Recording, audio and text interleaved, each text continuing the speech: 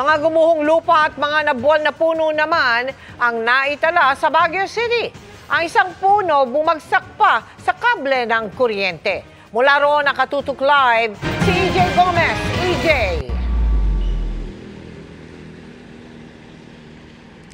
Mel, nandito tayo ngayon sa Cannon Road, no? Nananatiling sarado sa karamihan ng mga motorista.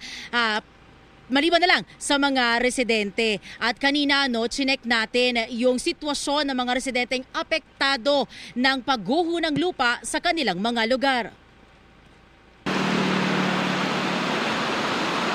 Gumuho na ang lupa sa ilang bahagi ng Baguio City dahil sa halos walang tigil na mga pag-ulan. Sa Cannon Road, may mga bumagsak na namang bato.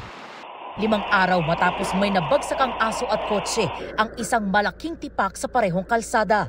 Nakaligtas ang isa pang aso, pero ayon sa amo nito, kabado na naman sila. Baka mamaya na naman, meron na namang malalaglag, lalo na dyan, no? Ayan, no, nakalabas na dito yung ugat ng kahoy. At saka may bato dito na, na nasa ilalim.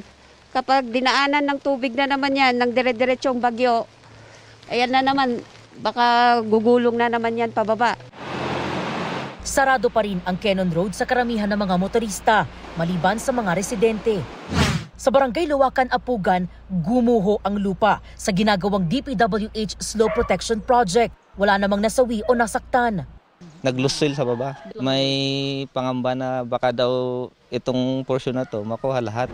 Ayon sa otoridad, unti-unting gumuho ang lupa nito mga nagdaang araw. Tinakpan na lang po ng plastik ang bahaging iyon para maibsan ang lalo pang pagguho ng lupa. Ilan sa mga apektadong pamilya ang nasa evacuation center. May iba naman na umuwi raw sa kanilang mga kaanak sa probinsya. Gumuho rin ang lupa sa isang private construction site. Nasira ang 2 employee quarters. Almost 3 months na nabakho.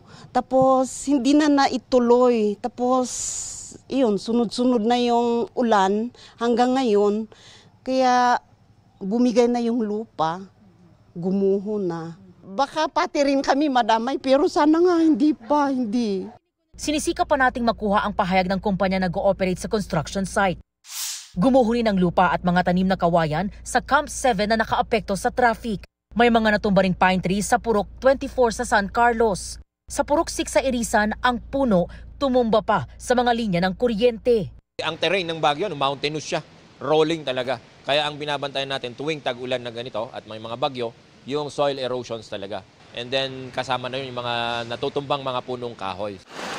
Pinaiigting din ang pangongolekta ng mga basura sa lungsod para di raw magbara ang mga ito sa waterways at maiwasan ang pagbaha.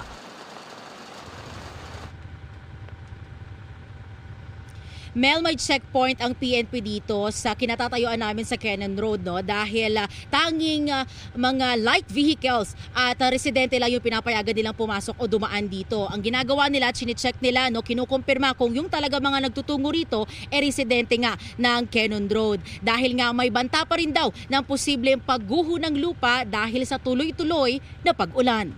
Mel? Maraming salamat sa iyo, EJ Gomez.